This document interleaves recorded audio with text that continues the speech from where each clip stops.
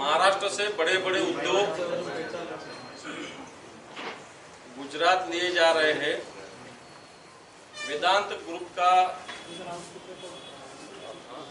बड़ा उद्योग इस महाराष्ट्र में तड़ेगांव के पास, पुणे के पास आने वाला था। महाविकास आघाड़ी ने इसके लिए पूरी तैयारी की थी, लेकिन ये सरकार, शिंदे और फडणवीस सरकार आए बाद ये प्रोजेक्ट गुजरात को ले गया है। अब ये ले जाने के बाद महाराष्ट्र को ये बताया जा रहा है कि हम इसके आगे का और बड़ा प्रोजेक्ट आपको देंगे, लेकिन ये सब गलत बात है। एक प्रोजेक्ट लाने के लिए साल, 2 साल, 3 साल मेहनत करनी पड़ती है, उसके बाद में वो आ सकता है, आएगा नहीं कैसे। इसलिए महाराष्ट्र की जनता को गुमराह करने का प्रयास है। महाराष्ट्र में कायदा और सुव्यवस्था की स्थिति ठीक नहीं है। महाराष्ट्र में जो सत्ताधारी पार्टी के लोग हैं, विधायक हैं, सांसद हैं, वही कायदा और सुव्यवस्था खराब कर रहे हैं। नीतीश राणे हो, सुर्वे हो, बांगर हो, गायकवाड़ हो, सरवनकर हो, राणा हो, ये जो सत्ताधारी पक्ष के लोग हैं, यही लॉ एंड ऑर्डर को चुनौती दे रहे हैं और सरकार खुलेआम देख रही है। कई जगह कोई गुनाह नहीं रहते हुए भी उनको अरेस्ट किया जा रहा है, शिव सैनिकों को, लेकिन इनका गुनाह जनता के सामने होने के बाद ही इन पे कोई कार्रवाई नहीं हुई। इसका मतलब ये महाराष्ट्र में कायदा और सुव्यवस्था का सरकार है क्या? तो नहीं। कायदा और सुव्यवस्था खराब इस महाराष्ट्र की होने जा रही है। भ्रष्टाचार को प्रोत्साहन देने वाले मंत्री पाले जा रहे हैं। अब्दुल सत्तार जैसे मंत्रियों पे कोर्ट 2-2, 4-4 बार स्ट्रिक्चर पास करता है, उनको फटकारता है, वो माफीनामा देते, लेकिन सरकार इनके तरफ कुछ भी नहीं देखती। सांगली जैसे शहर में साधुओं पे हमला हुआ। पालघर में ऐसा हमला 2 साल पहले हुआ था, जब भारतीय जनता पार्टी ने पूरे बवाल हिंदुस्तान में, महाराष्ट्र में मचा दिया था। उस टाइम उन्होंने इस सरकार को बदनाम किया था, हिंदू पे हल्ला, ये सरकार हिंदू के खिलाफ ऐसी बातें कर रहे थे। अभी हम भी कहेंगे ये सरकार हिंदुत्व के खिलाफ है। हिंदू साधुओं के खिलाफ अगर ऐसी बात होती है तो ये सरकार हिंदुत्व के खिलाफ है। इसलिए महाराष्ट्र में कायदा सुव्यवस्था रही नहीं, भ्रष्टाचारियों को प्रोत्साहन मिल रहा, किसानों को कोई मदद मिल नहीं रही। ऐसी स्थिति इस महाराष्ट्र में अभी निर्माण हुई है।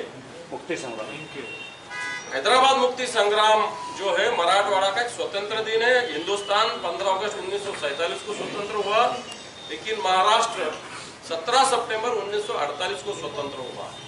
हैदराबाद मुक्ति संग्राम का प्रोग्राम हर साल सवेरे 9:05 पे होता है, कारपोरेशन के गार्डन में होता है। वहाँ एक स्वतंत्र संग्राम का स्मृति स्थल है, लेकिन हम ऐसा सुन रहे हैं कि ये प्रोग्राम सवेरे 7 बजे ही करना है, क्योंकि मुख्यमंत्री साहब को हैदराबाद जाना है। अरे हैदराबाद से तो हम मुक्त है, रजाकारों से तो मुक्त है, और तुम ये इसलिए जाने वाले हैं कि दिल्ली के बादशाह वहां आ रहे हैं। मराठवाड़ा से ज्यादा, मराठवाड़ा की जनता से ज्यादा उनको दिल्ली के बादशाह प्रिय है। इसका भी हम निषेध करेंगे। ये ध्वजारोहण हर साल जिस समय होता है, जिस जगह होता है, वही वो होना पड़ेगा और मुख्यमंत्री जी के हाथ से ही करना पड़ेगा, ये हमारा कहना है। मुंबईमध्ये विविध बस स्टॉपवर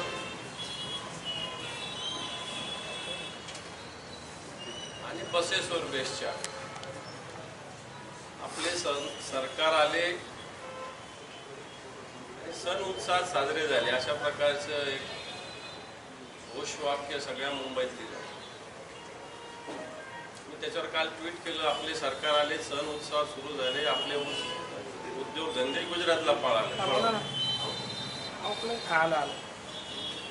फॉक्सकॉन कंपनीविषयी कालच माननीय आदित्यजी ठाकरे साहेबांनी भूमिका मांडलेली आहे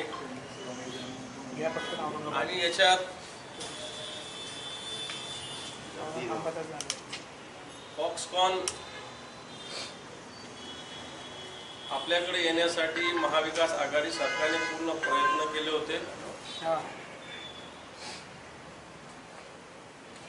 वेदांता आणि फॉक्सकॉन असं 60-40 हे इन्व्हेस्टमेंट होती। तळेका जवळचा जागा सुद्धा या कंपनीनं जवळपास फायनल केला होता आणि परवाच्या दिवशी ह्या सगळ्या गोष्टी बाहेर आल्या की हा प्रोजेक्ट गुजरातला पळवलेला आहे। या संदर्भात तत्कालीन उद्योग मंत्र्यांनी काल आणि परवा सुस्पष्ट भूमिका मांडलेली आहे। फॉक्सकॉनसाठी निश्चित काही राज्य आग्रही होते, त्यात कर्नाटक आणि तेलंगणाचा समावेश होता, गुजरातचा बिलकुल समावेश नव्हता। ज्या फॅसिलिटी तळेगावला आपण देणार होतो त्या फॅसिलिटी आजही गुजरातमध्ये उपलब्ध नाही।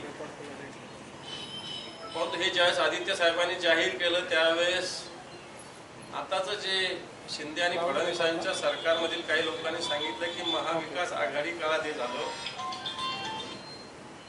परंतु नुकतंच विधानसभेच्या विधान परिषदेच्या अधिवेशनात माननीय मुख्यमंत्र्यांनी केलेलं वक्तव्य आपण सगळ्यांनी ऐकलं असेल।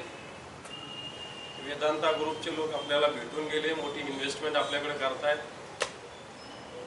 परंतु हा प्रकल्प गुजरातने पळवलेला आहे। मुंबई आर्थिक राजधानी आहे, मुंबईचा बाजार पळवला जातोय, हिरे बाजार पळवला जातोय, आंतरराष्ट्रीय स्तरावरचे ऑफिसेस पळवले जातात, एअरलाईन्सचं ऑफिस पळवलं जातं आणि सगळं आता जे सरकार आलं ते याला कारणीभूत आहे। जवळपास 1 लाख युवकांना रोजगार या फॉक्सकॉन कंपनीच्या माध्यमातून मिळाला असता। काही फॉक्सकॉनच्या विषयी मान्य सुभाष देसाईंचं वक्तव्य प्रसिद्ध केलं पाहिजे, पण फॉक्सकॉनच्या या प्रकल्पात वेगवेगळे प्रकार होते। एक प्रकल्प मोबाईलच्या काही पार्ट विषयीचा होता आणि एक चिप विषयीचा होता, तो तळेगावला येण्याचं प्रस्तावित होतं। थोडक्यात हे सरकार महाराष्ट्राला न्याय देऊ शकत नाही। गुजरातच्या अखत्यारीत किंवा केंद्राच्या अखत्यारीत दिल्लीचे जे पादशहा आहे त्यांच्या नेतृत्वाखालीच हे सरकार काम करतं आणि तसं पैठणमध्ये झालेल्या सभेत माननीय मुख्यमंत्री एकनाथजी शिंदे यांनी कबूल केलं की मी दिल्लीच्या जे पादशहा आहेत आत्ताची यांच्या नेतृत्वाखाली काम केलं तर काय वाईट आहे हे त्यांनी कबूल केलेलं आहे। पैठणवर मी येत नाही, परंतु पैठणची सभा झालेली असताना शासकीय पत्रक काढलं गेलं, निश्चित याची चौकशी होईल। शासकीय पत्रक कडून अंगणवाडी सेविका, आशा सेविका, पंचायत समिती पैठण, पंचायत समिती संभाजीनगर सुस्पष्ट सूचना दिल्या। एसटीच्या बसेस त्या दिवशी बंद ठेवल्या, एसटीचं बस स्टँड हे सभेला येणाऱ्या लोकांच्यासाठी पार्किंग म्हणून वापरलं, पूर्ण एसटी बस त्या मार्गावरच्या बंद ठेवल्या, शाळा बंद ठेवल्या। गेवराईहून, शेवगावहून आणि जे भुमरे साहेबाचा जो कारखान्यात ऊस ज्यांनी घातलेला आहे बाहेरच्या लोकांनी, त्या खातेदारांना वाहनं आणण्यासाठी सांगितलं गेलं। त्याचं रेट कार्ड मी मुंबईच्या प्रेसमध्ये जाहीर केलं होतं आणि अशा पद्धतीनं मारून मुटकून या ठिकाणची सभा झाली। या सभेचं जे निर्णय भुमरे साहेबांनी किंवा एकनाथ शिंदे साहेबांनी जाहीर केले हे सगळे उद्धवजी ठाकरे साहेबांनी वर्षभरापूर्वी घेतलेले निर्णय, त्याचं काम चालू आहे। ब्रह्मगाव उपसा जल सिंचन योजना याला प्रशासकीय मान्यता उद्धवजी ठाकरे साहेबांनी, पण ही योजना याचे कॉन्ट्रॅक्टर कोण तर मी सांगेल याचे कॉन्ट्रॅक्टर भुमरे साहेबांचे जावई आहेत। रीतसर यांनी खरेदी खत रजिस्टर्ड केलेलं आहे, अशा पद्धतीनं कॉन्ट्रॅक्टरचं रजिस्ट्रेशन होत नसतं, परंतु आपल्या इथे रजिस्ट्री ऑफिसमध्ये यांच्या जावयाने जो कोण गुत्तेदार होता याच्याकडून हे काम करण्याचं रजिस्टर्ड डॉक्युमेंट आपल्या संभाजीनगरमध्ये करून घेतलेलं। मला असं वाटतं हे अतिशय गंभीर बाब आहे। अशा पद्धतीनं एक कॉन्ट्रॅक्टर असताना दुसऱ्या कॉन्ट्रॅक्टरने त्याच्याकडून रजिस्ट्री, पर्सनल एखादं रजिस्ट्रेशन मी समजू शकतो, ॲडजस्टमेंट समजू शकतो, परंतु ऑफिशियली एक डॉक्युमेंट आपल्या इथल्या रजिस्टर्ड ऑफिसमध्ये बनवलं गेलेलं आहे। आणि म्हणून ही ब्रह्मगव्हाण योजना जनतेच्या हितासाठी आहे की भुमरे साहेबांच्या गुत्तेदारीसाठी, जावयाला पाळण्यासाठी, मला वाटतं हा सुद्धा प्रश्न या माध्यमातून निर्माण झालेला आहे। हे सगळं होत असताना अतिवृष्टीमधून संभाजीनगर जिल्हा, अनेक जिल्हे वगळलेले आहेत, धाराशिव जिल्हा वगळलेला आहे, मराठवाड्यातले महाराष्ट्रातले अनेक जिल्हे वगळलेले आहे आणि ही मदत ही अतिशय तुटपुंजी आहे। मागच्या काळात उद्धवजी ठाकरे साहेबांच्या सरकारने महाविकास आघाडीने 10,000 कोटी रुपयाची मदत जाहीर केली होती, 3,000 कोटीची आहे। विशेष म्हणजे एनडीआरएफच्या निकषापेक्षा दुप्पट आणि 2 हेक्टरची ऐवजी 3 हेक्टरची मर्यादा केलेली असताना तर ही मदत मग 10-20 हजार कोटीपर्यंत जायला पाहिजे होती, परंतु आजही मी आता धाराशिवचे झेडपी मेंबर आपले राष्ट्रवादी युवती प्रदेशाचे अध्यक्ष लक्षणा सलगर हिच्याशी भेटलो, तर तिने मला सांगितलं की आमच्या भागात कोणतेही पंचनामे झालेले नाही, मदत मिळायचं अतिशय दूर आहे. हे सगळं होत असताना नंदुरबारला एक घटना घडली. 30-40 दिवसापूर्वी एक मुलगी एक्सपायर झाली, तिनं आत्महत्या केली. अशा प्रकारचं पोलिसांनी गुन्हा नोंद केला. मुलीच्या पालकांनी असं सांगितलं की हिच्यावर बलात्कार होऊन आत्महत्या झालेली आहे. पोस्टमार्टम झालं. चक्क पालकांनी मागच्या 35 ते 40 दिवसापासून त्या मुलीचं प्रेत मीठ टाकून स्वतःकडे ठेवलं आणि त्यांनी मागणी केली होती की माझ्या मुलीचा बलात्कार करून खून केलेला आहे, तिचं पोस्टमार्टम व्हावं. पोलिसांनी या बाबीला दाद दिली नाही, डॉक्टरांनी दाद दिली नाही. शेवटी या व्यक्तीनं प्रसिद्धी माध्यमाकडे आले, राजकीय कार्यकर्त्यांकडे गेले आणि आता कुठं या मुलीचं प्रेत हे मुंबईसाठी त्याचं पोस्टमार्टमसाठी केलं. सांगण्याचा मुद्दा हा की पोलिसांची अतिशय बेपर्वाई. एक जळगावला एक PI काल मराठा समाजाच्या विरोधात बोलतो, त्याच्यावर कारवाई केली असेल, परंतु एवढी हिंमत जर नोकरीवर असणाऱ्या माणसामध्ये निर्माण होते तर याचा अर्थ सरकारचा कुठे धाक उरलेला नाही. सरकार आता मी हेही ऐकतोय, खरं खोटं मला माहिती नाही, की परवाच्या दिवशी नेहमी होणारा 9 वाजताचा आपला स्वातंत्र्य हैदराबाद मुक्ती संग्रामाचा कार्यक्रम हा 9 वाजताच्या ऐवजी 7 वाजता करायचा चालू आहे. का तर मुख्यमंत्र्यांना हैदराबादला जायचं आहे.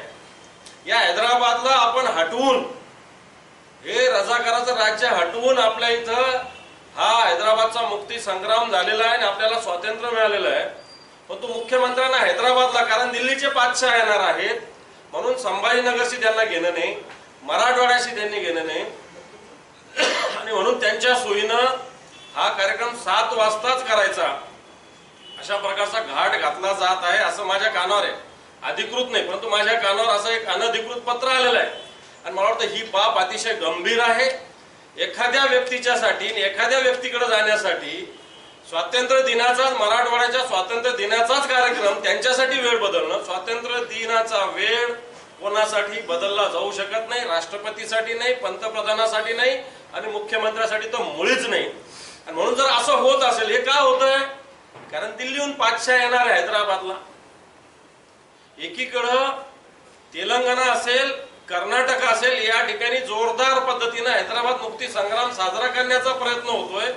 केंद्र त्याला मदत करते, परंतु महाराष्ट्राला या सगळ्या ठिकाणी, या महाराष्ट्राच्या सरकारला या मराठवाड्याच्या हैदराबादच्या मुक्ती संग्रामाशी काही देणं घेणं नाही. 75 कोटी बजेटमध्ये ठेवले, पण याचं काय करायचं याचा कोणताही प्रोग्राम नाही. एकीकडे देशाचं 75वं वर्ष आपण आनंदात साजरा करत असताना मराठवाड्याचा सुद्धा मुक्ती संग्रामाचं 75वं वर्ष आहे, परंतु या सरकारने या 75व्या वर्षाची कोणतीही दखल घेतलेली नाही. उलट इथलं झेंडावंदन आटोपून जे दिल्लीहून बादशाह येणार आहे हैदराबादला त्यांच्यासाठी जाण्याचा प्रयत्न होतोय. मला असं वाटतं मी प्रशासनाला सगळ्याला आवाहन करेल, विनंती करेल की जो वेळ आहे तो कोणासाठी बदलला नाही पाहिजे. कोणासाठी झेंडावंदनाचा वेळ, ध्वजारोहणाचा वेळ कधीच बदलत नसतो आणि हा प्रयत्न होत असेल तर तो आम्ही हाणून पाडू, अशा प्रकारची भूमिका निश्चित आमची राहील. सांगण्याचा मुद्दा हा की मी आपल्याशी संवाद याच विषयावर साधलेला आहे की ज्या पद्धतीनं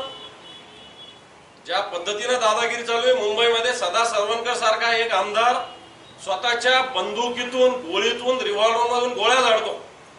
ज्यावेळेस शिवसेनेचे सगळे नेते पोलीस स्टेशनला जातात त्यावेळेस गुन्हा दाखल होतो, परंतु अजून सदा सरवणकरावर अटक झाली. आर्म ऍक्ट हा अतिशय गंभीर गुन्हा आहे. पोलीस एकीकडे बाकीच्या गोष्टींमध्ये शहानिशा करत नाही. पुण्यामध्ये जे घटना घडली होती उदय सामंतवर हल्ल्याचा, ते लोक नव्हते तरी त्यांना अटक झाली. दादरमध्ये सुद्धा जे लोक नव्हते त्यांना अटक केली, परंतु सदा सरवणकरच्या पिस्तुलामधून गोळ्या झाडल्या तरी अजून सदा सरवणकरवर कोणत्याही प्रकारच्या अटकेची कारवाई झाली नाही. उलट त्याला केंद्रातला एक मंत्री नारायण राणे त्यांना भेटायला जातात आणि मुंबईत राहायचंय, महाराष्ट्रात जायचंय अशा प्रकारची दादागिरीची भाषा करतात. वाटतं भारतीय जनता पार्टीला सुद्धा अशा प्रकारची दादागिरी मान्य आहे का, हा सुद्धा प्रश्न जनतेसमोर निर्माण झालेला आहे. मी आपल्या माध्यमातून या सगळ्या गोष्टी मांडू इच्छितो की अतिवृष्टीमध्ये या सगळ्या शेतकऱ्यावर अन्याय होत आहे, मदत अतिशय तोकडी आहे. आता जो जनावरांवर रोग सुरू झालेला आहे, याला सगळ्यात आधी मुख्यमंत्र्यांनी जनावर दगावल्यावर एनडीआरएफनुसार मदत देऊ अशा प्रकारची घोषणा केली. मग सगळ्यांनी दबाव आल्यानंतर आता या जनावरांना औषधोपचारासाठी लसीसाठी मदत करण्याची घोषणा झाली। याच्या मागच्या वेळेस हा रोग झाला होता त्यावेळेस उद्धवजींच्या सरकारने 10 लाख लसी उपलब्ध केल्या होत्या।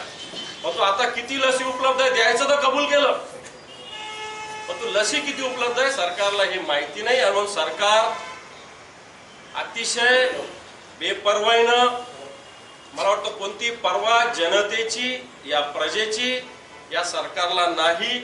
आणि सरकार आज तुम्ही मंत्रालयात गेलं तर कोणताही मंत्री जागेवर नाही, कोणत्याही मंत्र्यांनी बऱ्याच मंत्र्यांनी अजून कारभार घेतला नाही, त्यांचा PS कोणी ठरलेला नाही, पालकमंत्री नाही, हा एक स्वतंत्र मुद्दा आहे। म्हणून अशा पद्धतीने या महाराष्ट्रात सरकार आहे की नाही आहे अशा प्रकारची स्थिती निर्माण झालेली आहे। त्याचं काय पत्र आहे तुमच्याकडे जे कार्यक्रम सकाळी केलाय त्याचं? मी माहिती घेतली, एक पत्र आलेलं आहे त्याच्यात असं म्हटलेलं आहे की 7 वाजता विभागीय आयुक्तालयात असे शासन आहे ना झेंडावंदन होईल आणि 9 वाजता बाकीच्या जिल्ह्याच्या मुख्यालयाच्या ठिकाणी होईल।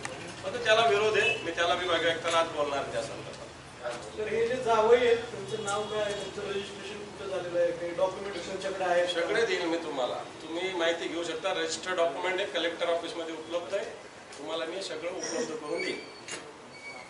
कोर्टामध्ये सुद्धा हायकोर्टमध्ये सबमिट झालेला आहे। काल सांगलीत साधू संतांवर हमला झालेला आहे, हा मुद्दा माझ्याकडून राहिला, सॉरी। ज्यावेळेस महाविकास आघाडीचं सरकार होतं पालघरमध्ये साधूंवर हल्ले झाले होते त्यावेळेस भारतीय जनता पार्टीनं आणि मीडियाने पण आकाश पाताळ एक केलं होतं। त्या घटनेची इमिजिएट चौकशी सरकारने केली होती, बऱ्याच लोकांना अटक केली होती। दुर्दैवानं असं म्हणावं लागेल की आताचं जे शिंदे सरकार आहे यांनी परवाच कोणती तरी घोषणा दिली, गर्व से कहो हम हिंदू है, आणि ज्या दिवशी घोषणा दिली त्याच दिवशी हिंदू साधूवर सांगलीमध्ये हल्ला करण्याची घटना घडली। साधूवर हल्ला होणं, हिंदुत्वावर हल्ला। पालघरमध्ये याच पद्धतीनं वक्तव्य होते की हिंदू सुरक्षित नाही। जर त्यावेळेस हिंदू सुरक्षित नव्हते तर मग आता हिंदू सुरक्षित आहेत का, हा सुद्धा प्रश्न आपल्या माध्यमातून मी विचारतो। कायदा सुव्यवस्थेचे धिंडवडे जनता उडवत नाही, विरोधी पक्ष उडवत नाही, ज्यांच्यावर जबाबदारी आहे सत्ताधारी पक्षाचे हेच लोक उडवतात। नितेश राणेंनी एका अधिकाऱ्याला स्टेजच्या मागे घेऊन मारहाण करण्याचा प्रयत्न केला। मुंबईचे सुर्वे नावाचे आमदार आहे, यांनी हातपाय तोडू तुम्हाला टेबल जामीन देऊ असं म्हटलं। हिंगोलीचे बांगर आहेत, यांनी मला वाटतं आपल्याला त्या मध्यान्ह योजनेमध्ये अधिकाऱ्यांना मारहाण केली। त्याच्यानंतर तो संजय गायकवाड बुलढाण्याचे गिन गिन के चुन चुन के मारूंगा असं जाहीर वक्तव्य केलं, शिवसेनेच्या मेळाव्यात घुसले। आणि काल परवा सदा सरवणकर यांनी गोळीबार केला, केंद्रीय मंत्री तिथे जातात। नवनीत राणा सारख्या खासदार, रवी राणा सारखे आमदार पोलीस स्टेशन मध्ये जाऊन दादागिरीची भाषा करतात। एका मुलीला अनुभवजीचं प्रकरण सांगतात, ती मुलगी सांगते मी स्वखुशीनं रागाच्या भरात बाहेर गेले होते। आणि मग चाललं काय, सत्ताधारी पक्षाच्या लोकांची जबाबदारी असते कायदा सुव्यवस्थेचं पालन करणं, इथं उलट झालेलं आहे। सत्ताधारी पक्षाचेच लोक कायदा आणि सुव्यवस्थेचे धिंडोडे काढतायत। सत्ताधारी पक्षाचे लोक जशास तसे उत्तर द्या म्हणतात, कायदा हातात घेण्याची भाषा करतात। सांगली सारख्या ठिकाणी जो साधूवर अत्याचार झालेला आहे, अन्याय झालेला आहे, याची नुसती चौकशी करून होणार नाही तर हा हिंदूवरचा अत्याचार आहे, हिंदूवर हल्ला आहे। जर असे हल्ले जर आपण स्वतःला हिंदुत्वासाठी हे सरकार बनवलं म्हणतात तर हे हल्ले आपल्या राज्यात होत असताना पोलीस काय डोळे झाकून झोपलेले आहे का, हा प्रश्न आहे माझा आपल्यासमोर। शिवसेना आपल्यापर्यंत उत्तर का देत नाही या संदर्भात? शिवसेना का शांत आहे? हे काय उत्तरच आहे ना। दादा सांगलीचा हल्ला झाला त्याच्यामध्ये 2 काँग्रेसचे कार्यकर्ते सापडले, तर तुमचा मित्र पक्ष आहे त्याच्या माझा मुद्दा हा आहे, हिंदू सुरक्षित नाही, तो कोण हल्ला करतो हा महत्वाचा नाही। जो कोणी असेल त्याच्यात जर आमचा शिवसैनिक जरी असेल तर कारवाई झाली पाहिजे। एका साधूवर हल्ला होणं हे निषेधार्ह आहे अशी आमची सुस्पष्ट शिंदेच्या उपनेते पदांची यादी जाहीर झाली, त्याच्यामध्ये संजय शिरसाट यांना डावलण्यात आलेलं आहे। तुम्हाला वाटतं की संजय शिरसाटांना तिकडे काही चांगली संधी मिळेल या पुढच्या काळात? फक्त संजय शिरसाट फार मोठे नेते आहेत, नेते उपनेत्यापेक्षा वरचे, त्यामुळे जास्त बोलण्याची गरज नाही त्याच्यामध्ये. अजितदादांनी काल असं म्हटलं की यापुढे स्थानिक स्वराज्य संस्था असेल, महानगरपालिका असेल, यामध्ये महाविकास आघाडी होणार नाही. फक्त शिवसेनेच्या स्तरावर कालच माननीय उद्धवजी ठाकरे साहेबांकडे आमची बैठक झाली काही विषयावर, परंतु स्थानिक स्तरावर जिथं जिथं शक्य आहे तिथं करायला काही हरकत नाही, अशा प्रकारची शिवसेनेची भूमिका राहील. हे स्थानिक विषयावर अवलंबून असतं आणि शिवसेनेनं हे स्थानिक विषयावर सोडलेलं आहे, स्थानिक स्तरावर सोडले. करायचं असं म्हटलेलं नाही, करूच नका असं कोणी म्हटलेलं नाही शिवसेने. दादा, श्रीरामपुर में एक आदिवासी हिंदू युवक को उसकी हत्या करके गोदावरी में फेंका 30 अगस्त को, उसको पुलिस ने 4 आरोपियों को अरेस्ट किया 1 सितंबर को, और 13 दिन तक पुलिस को पता नहीं चला कि क्या हुआ. 13 अगस्त को पुलिस बोली कि उसकी हत्या करके गोदावरी में फेंक दिया. गोदावरी पे पानी उफान पर है, उसको ढूंढने में बहुत समय लग रहा, मिल रहा नहीं. तो 13 दिन क्यों लगे पुलिस को? मैं यही कहने जा रहा हूँ कि ये महाराष्ट्र में कोई भी जनता सुरक्षित नहीं है. मैं इगतपुरी के पास एक गांव गया था जहाँ के आदिवासी बच्चे 3000 को, 4000 रुपए को, 5000 रुपए को बेचे गए हैं. एक बस्ती से कम 20 बच्चे बेचे गए. उस तालुका में, नासिक जिले में बहुत सारी जगह आदिवासी बस्तियों की, मैं खुद वहां पे गया था. जो बाल कामगार विरोधी पथक है, इन्होंने कोई गिनती की नहीं, कोई सर्वे किया नहीं है, वो सिर्फ कंपनी में जाते हैं और होटल्स में जाते हैं. और आदिवासियों पे अन्याय इस नासिक में हो रहा है, वैसा श्रीरामपुर में भी हुआ है, नंदुरबार में भी हुआ है. तो मैं यही कह रहा हूं कि श्रीरामपुर का आदिवासी सुरक्षित नहीं, नंदुरबार का आदिवासी सुरक्षित नहीं, इगतपुरी का भी आदिवासी सुरक्षित नहीं. इनकी सुरक्षितता इस सरकार के वजह से धोखे में आई है. सरकार का कहीं भी गुनहगारों पे जो एक अंकुश होना चाहिए, वो कोई अंकुश नहीं. इसलिए ये प्रकार महाराष्ट्र में पिछले 2-3 महीने में बढ़ गए. फडणवीस राजीनामा द्यावा अशी मागणी करणार आहे का तुम्ही? मी सरकारवरच बोलतो, मी व्यक्तिगत कोणत्याही मंत्र्याला बोलत नाही. मी हे सरकारविषयी, शिंदे आणि फडणवीस सरकार नाकाम आहे हे मी बोलतो. समोर आला कालच्या वेदांत प्रकरणामध्ये की ज्यावेळेला ही सगळी चर्चा झाली, प्रकल्प बाहेर गेला, त्यावेळेला महाराष्ट्राला बोलवण्यासाठी असं सांगण्यात आलं की महाराष्ट्रामध्ये यापेक्षाही मोठा दुसरा प्रोजेक्ट आम्ही देऊ. आणि अगरवाल म्हणून जे वेदांताचे प्रमुख आहेत ते सुद्धा म्हणाले की आम्ही महाराष्ट्रात पुन्हा एकदा हा प्रोजेक्ट उभा करण्यासाठी कटिबद्ध आहोत. काय प्रकार आहे, काय वाटतं? हे पण एखादा प्रकल्प आणायचा म्हणजे एखादा किराणा दुकानात जाऊन सामान खरेदी करणं इतकं सोपं नसतं. एखादा प्रकल्प आणायचा तर त्याचं प्रोडक्शन काय, त्याची बाजारपेठ काय, त्याची जागा काय, त्याला इन्फ्रास्ट्रक्चरला किती व्यवस्था लागते, दळणवळणाचे साधन किती लागतात, पाणी किती लागतं, एनर्जी किती लागतं, या सगळ्या विषयाची माहिती घेऊनच प्रोजेक्ट येऊ शकतो. त्यामुळं हे लहान पोरांना आपण कसं सांगतो की बाबा ठीक आहे, आता तुला मी खाऊ आणतो, तू शांत बस, रडू नको, तशा प्रकारचं महाराष्ट्रातील जनतेला हे फसवण्याचा प्रकार हे सरकार करत आहे. उद्धव ठाकरे यांचा दौरा आता या महिन्याच्या शेवटी किंवा पुढच्या महिन्यात करतो आहे, पण त्याला लक्षात देण्यासाठी एकनाथ शिंदे यांनी सुद्धा गर्व हिंदू वगैरे काहीतरी घोषणा केलेली. कसं बघता, उद्धव ठाकरेंचा दौरा खरंच फायनल झालाय का आणि कसा असेल? उद्धव साहेबांचा दौरा होणार आहे एवढं ठरलेलं आहे. दौऱ्याचं वेळापत्रक योग्य वेळी, मला वाटतं नवरात्राच्या काळात ते येईल. तोपर्यंत दसरा मेळावा हा आहे मुंबईला, आता गटप्रमुखांचा मेळावा 21 तारखेला आहे आणि दसरा मेळावा हा विराट शिवसेनेचा आहे. त्याच्यानंतर मला वाटतं उद्धवजी ठाकरे साहेब महाराष्ट्राचा दौरा करतात. आपली जी पाणी पुरवठा योजना आहे औरंगाबादची, त्याच्यावरून चालढकल सुरू आहे. विभागीय आयुक्तांनी कालच बऱ्याचशा अधिकाऱ्यांना झापलेलं आहे. जी संबंधित कंपनी आहे ती कंपनी मोठ्या प्रमाणात चालढकल करते, काम उशिरा होते किंवा पाईप वेळेवरती येत नाही, त्यांचं टाकण्याचं काम जे आहे ते सुद्धा लेट होतं. ह्याचा तुम्ही आढावा घेतलाय का? त्याच्या संदर्भात काय असेल?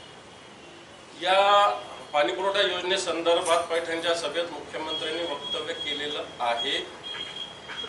ही योजना 1680 कोटीची त्यावेळेची योजना माननीय उद्धवजी ठाकरे साहेबांनी मंजूर केली. हिचं काम चांगलं सुरू झालं होतं. मधल्या काळात माननीय मुख्यमंत्री त्यावेळेसचे उद्धवजी ठाकरे साहेबांनी आढावा घेतला होता आणि बरंच त्याच्यात कामाला स्पीड आली होती.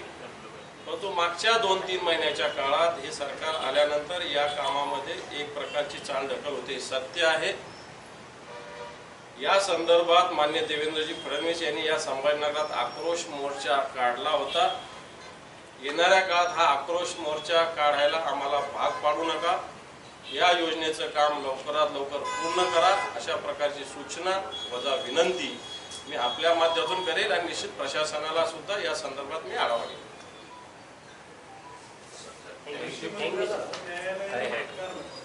कोणाला? कृषी मंत्र्याला मला वाटतं कोणत्याही मंत्र्याला फटकारण्याचा विक्रम अब्दुल सत्तार साहेब यांच्या नावावर लवकरच जमा होईल असं मला वाटतं.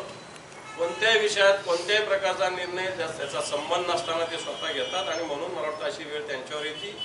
एक काळ होता न्यायालयाने नुसतं स्ट्रिक्चर जरी पास केलं तरी मंत्री बाजूला होत होते.